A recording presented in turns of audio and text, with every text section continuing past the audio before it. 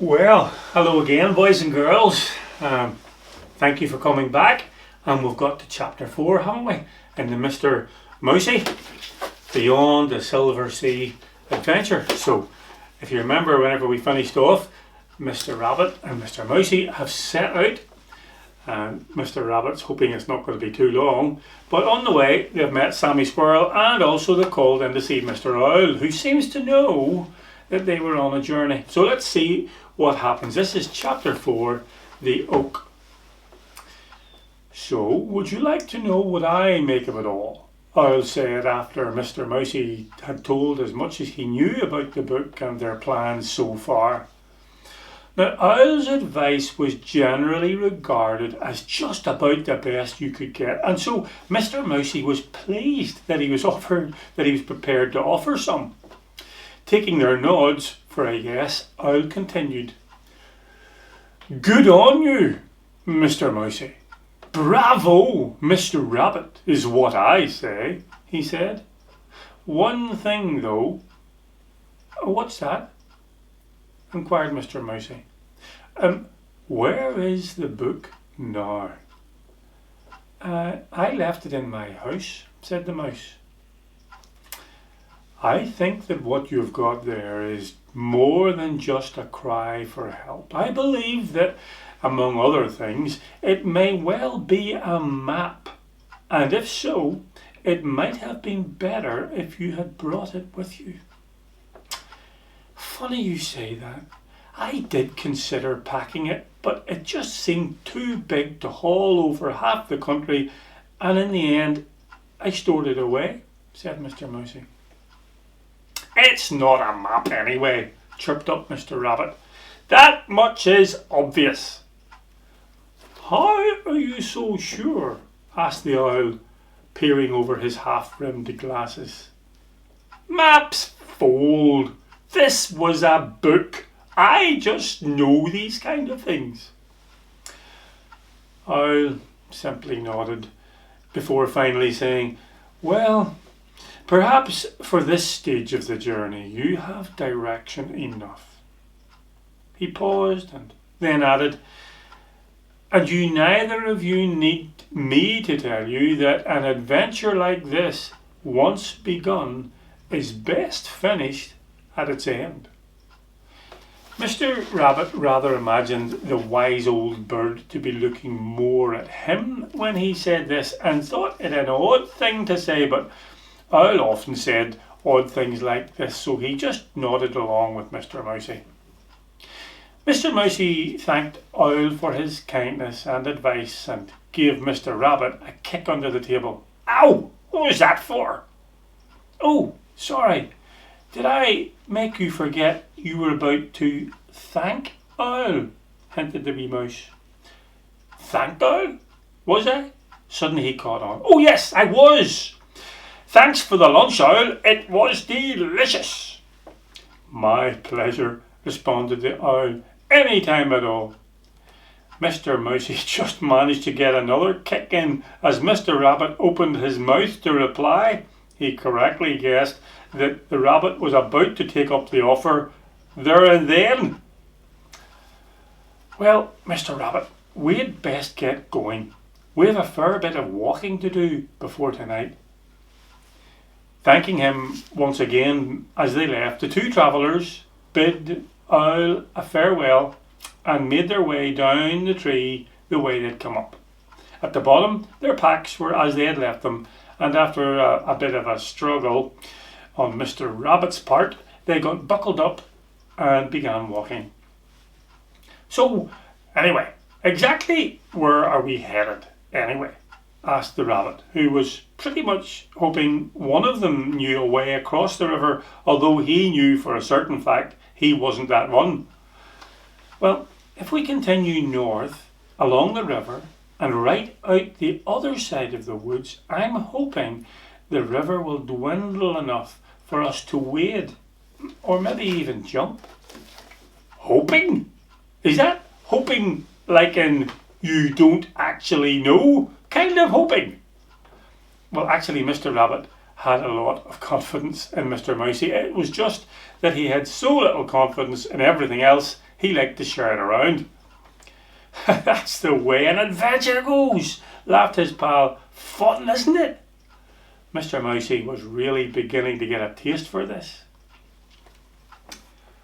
The air was sweet with smells of pine and fresh green grass, and the sun shone down through the high branches as they strode along the beaten path winding around the trees. The river was within sight again to their left, but they were considerably higher, and only when they walked through a clearing in the trees could they hear it bubble and tumble below them. After they had been walking for about an hour or so, the land began to change. Either side of the track, mossy rock formations poked their heads through the earth, and boulders were strewn around in all shapes and sizes. If there had been no trees, this would be a rocky, gnarled landscape with as much moss and lichen as grass. For now, however, the trees kept the place softer and more homely, though even the tree types were altering.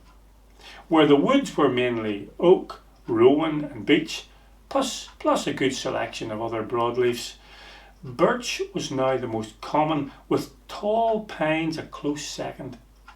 Also, the trees were thinning out, and the feeling of walking in the woods was gradually being replaced by a feeling of walking out of the woods. The two friends knew the woods as well, if not better than most of the woodlanders. They spent quite a bit of their spare time on hikes exploring the less visited parts. Living as they did on the south side of the woods, that was the area they knew best. There they were outside the woods themselves, and on the edge of the vast meadowlands. These rolling plains had few trees, but some very high hills. One was so high, it was actually called a mountain. Near its summit was a lake, or a tarn, and a stream flowed out of it to meet the main river in the valley below. Mr. Mousey and Mr. Rabbit had been up there 3 or 4 times, and on one particularly clear day had been able to look north to the woods and beyond. It was the memory of that, the day they had been up the mountain and looked north, that Mr. Mousey was using now in determining their current direction.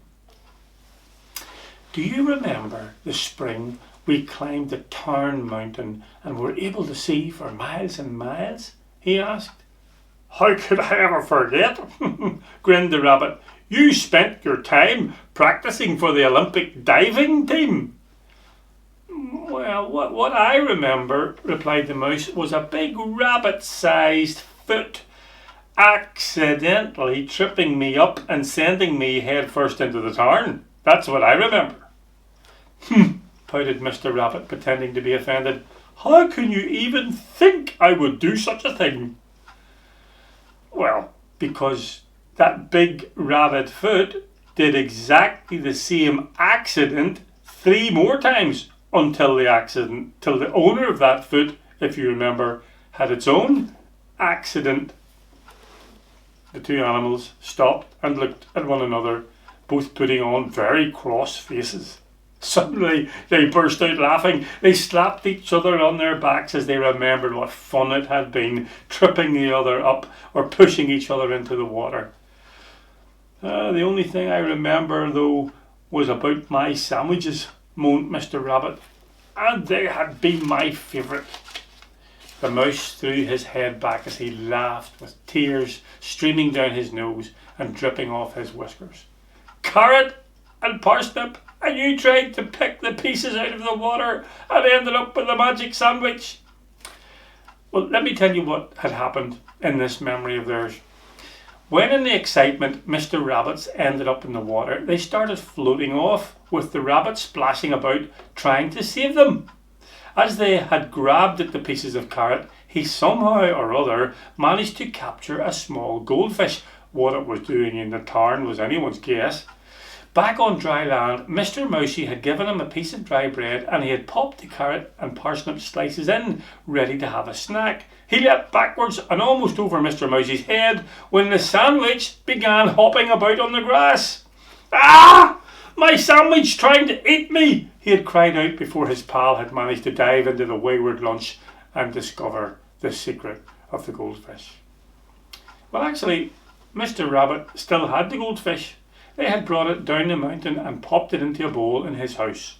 One of the things that had kept Mr. Rabbit late, apart from packing all that food, you remember, was arranging with Harry the Hare to feed Killer, if he did happen to be away longer than he had planned. That was the goldfish's name. He called it Killer. I know. Still chuckling, Mr. Mousey continued, "Well, since you obviously do remember," another snigger escaped Mr. Rabbit's pursed lips, "do you remember how we were able on that day we were up at the town to look north and we actually saw beyond the woods?" Mr. Rabbit wrinkled his brow, thought for a bit and replied that he thought so. "Well, I remember seeing the river enter the woods from the north and noticing how much smaller it appeared. There were actually places that trees were growing in the river itself. Now that could only be if the river was shallow enough to have bits of ground always above the waterline, allowing the trees to take root and grow." The rabbit looked in wonder at his friend before responding. "When do you ever get the time to work these things out in your head, Mr. Mousey? I mean, it's hardly normal, is it? Now, as for me, I'm too busy to get much beyond thinking about lunch after breakfast, or tea after lunch, or supper after tea, or breakfast after supper, or..." "About here," interrupted the mouse. Now, that statement seemed so unrelated to the rabbit's theme that it had the effect of completely silencing the flow of his food-featured speech. "About here? Now, where did that come from? About here what? About here are loads of primroses? About here a frog once ate a fly? Or, oh, maybe about here we turn and go back? Actually, I quite like that one. I think I'll say that one again. About here we..." The rabbit was interrupted again by Mr. Mousey speaking. He seemed totally unaware of Mr. Rabbit's utterances. "Yes, we should exit the woods and catch sight of the river about here." Mr. Mousey and Mr. Rabbit had been steadily walking now for 2.5 hours.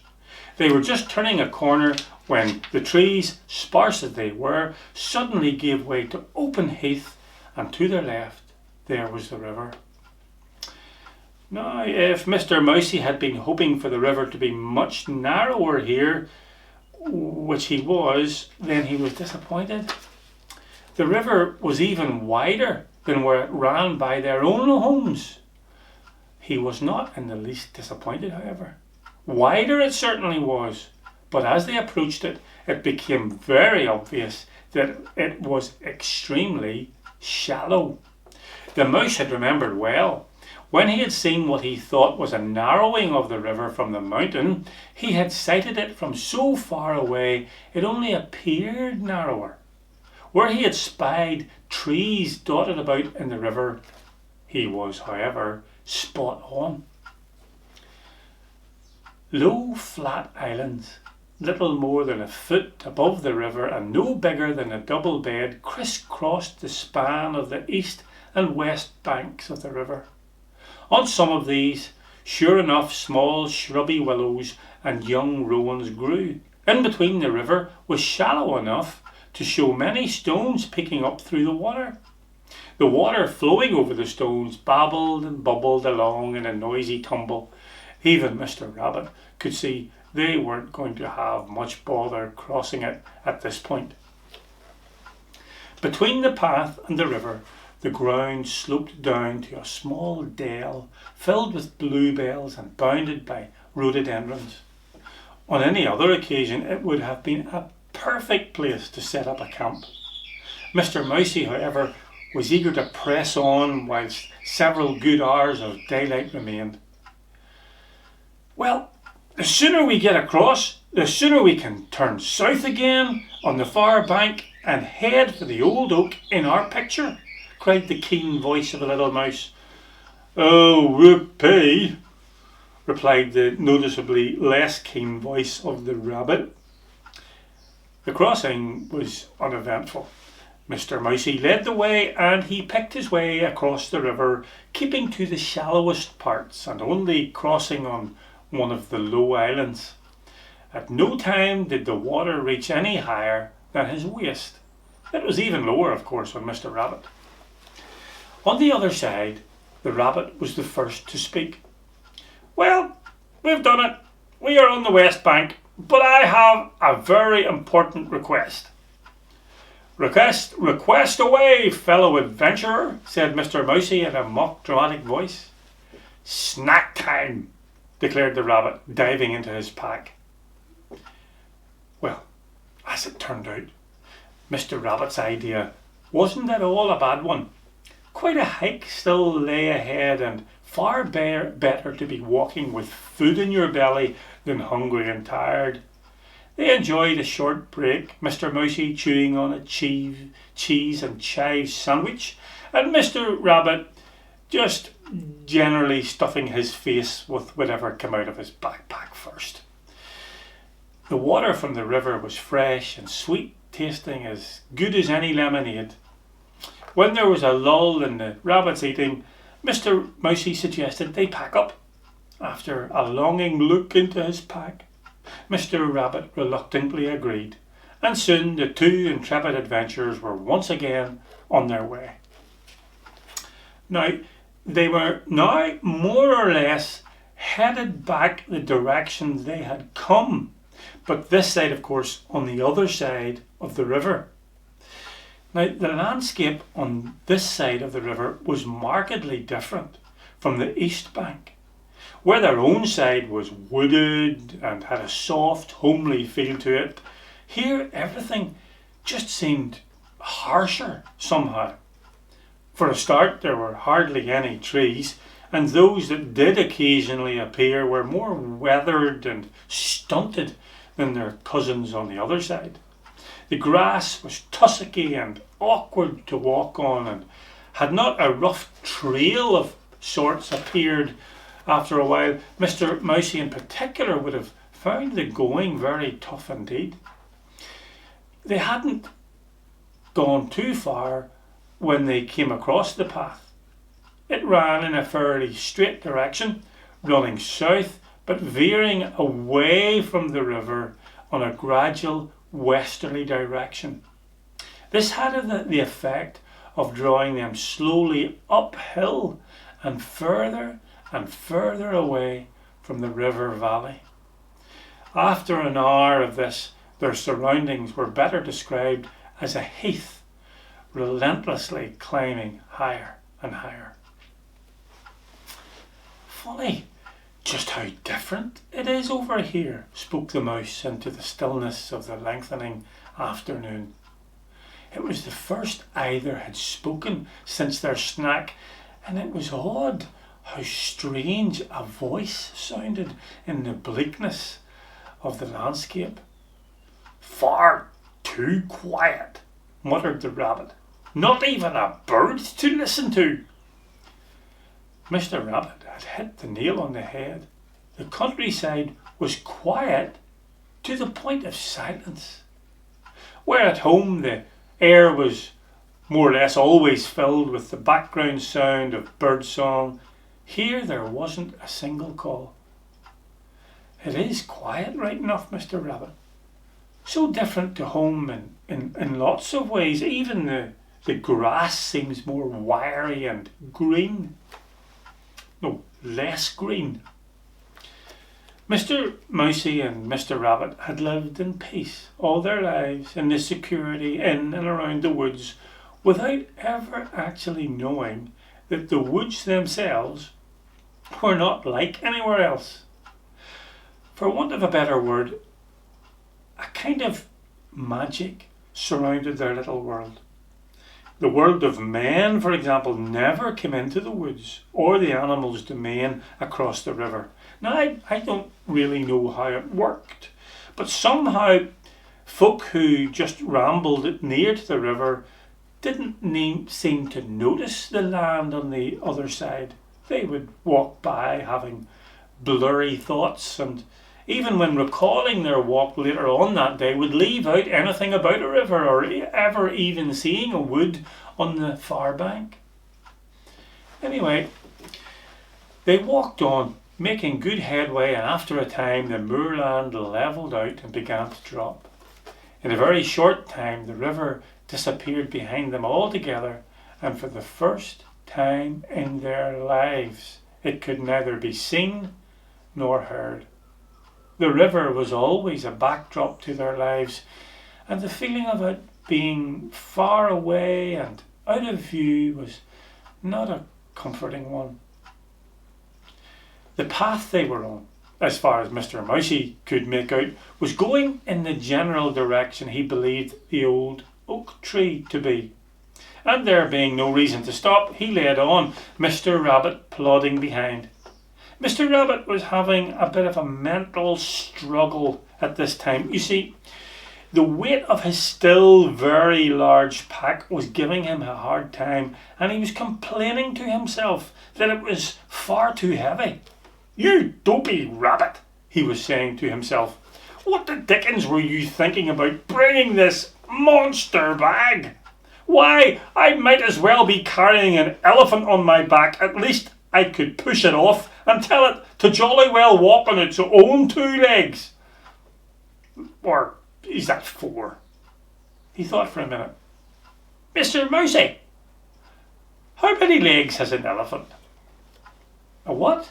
asked the mouse, who wasn't quite prepared for this type of question right out of the blue. "An elephant.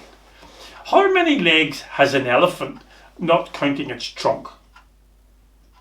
"Oh, what do you mean, not counting its trunk?" "Well, you can't count its trunk because it's not a leg, obviously. That's why. Duh." Well, the conversation was taking a decidedly peculiar direction, the little mouse reckoned, but he stayed in anyway. 4 then. "That's without the trunk then, yeah?" "Mr. Rabbit, an elephant with or without a trunk has only got 4 legs. It makes no difference." "Oh, that's interesting. Thanks."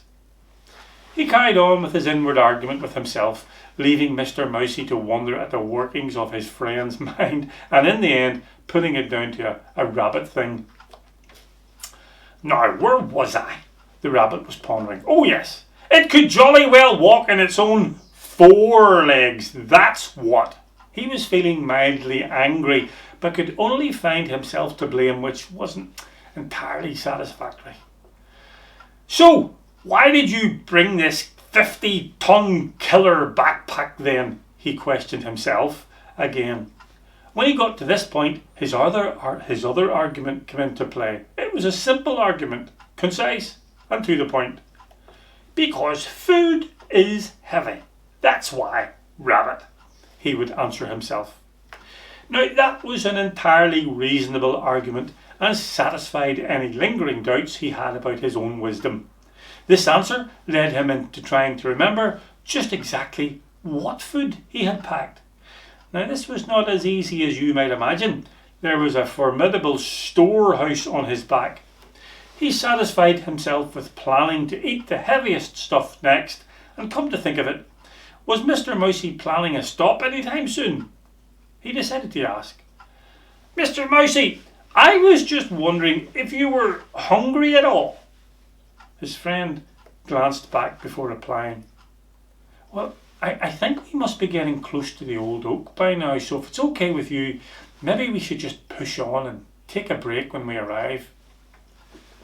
Well, it wasn't really okay with Mr. Rabbit at all, but he could see that it made sense, so he half-heartedly agreed and went back to his inner debate about food.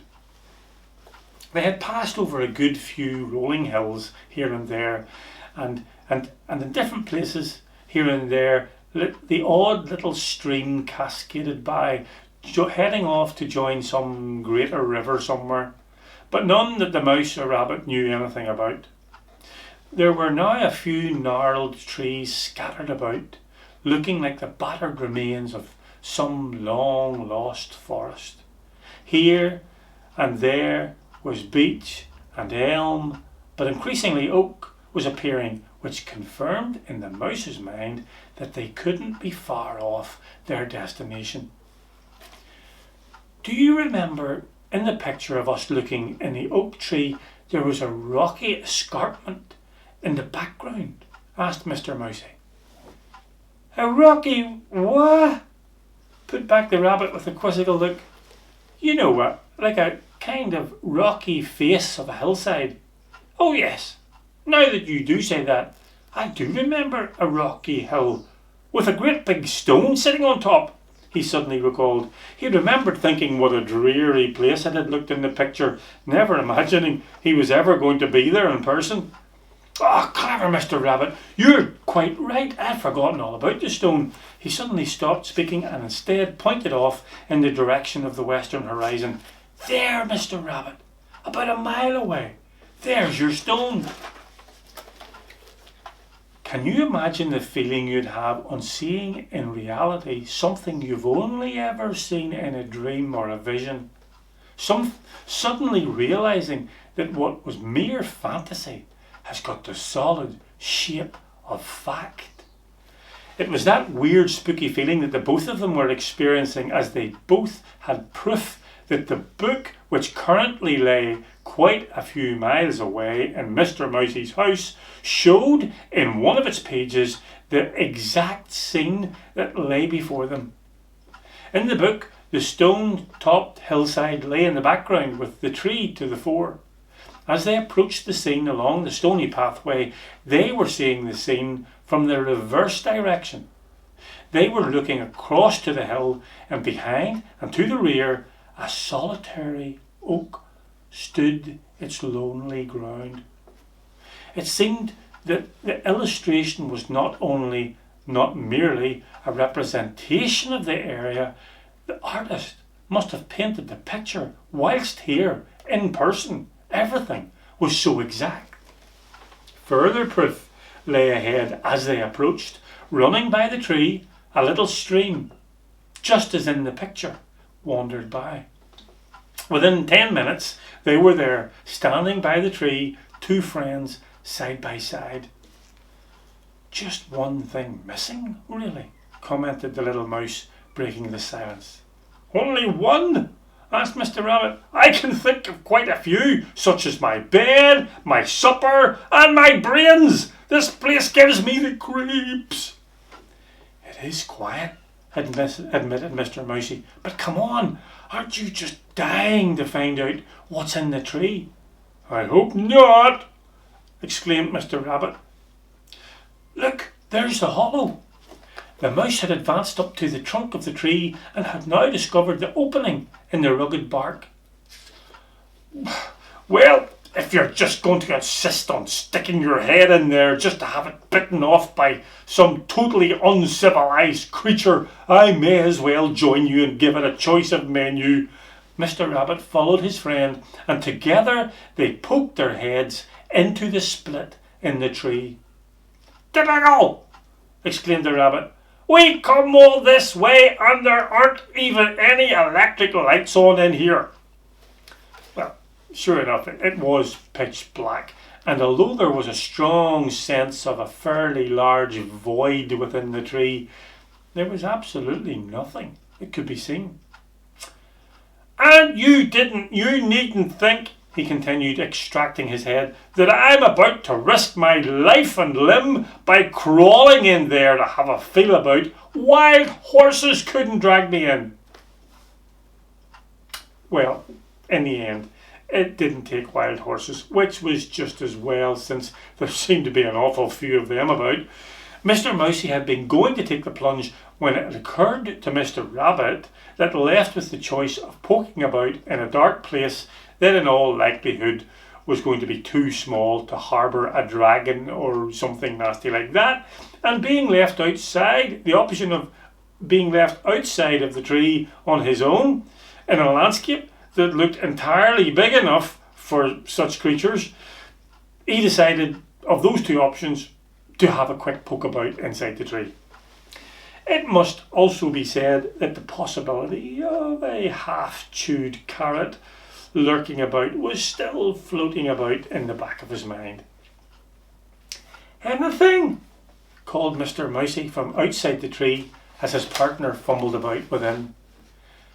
There was a noise of something being dragged or scraped along a surface, followed by a moment's silence. Mr. Mousey was about to call again when there was a sudden appearance of a large rolled object thrown out of the tree, followed by a thwomp as it landed on the ground. Immediately, Mr. Rabbit's dusty face appeared, and Mr. Mousey helped to pull him out. "What is it?" he asked the rabbit. "Heavy," replied a panting Mr. Rabbit, "and very dusty." They turned to examine the object Mr. Rabbit had ejected out of the tree. Mr. Mousey was on his knees, unrolling it, as they both exclaimed at the same time, It's a rug!" Well, that's the end of chapter 4. So they've gone all this way, got to the tree on the other side of the river in this strange landscape, and discovered a rolled up rug. Is that it? Well, we'll need to read chapter 5 to find out. Thanks for listening, boys and girls. You take care, and God bless.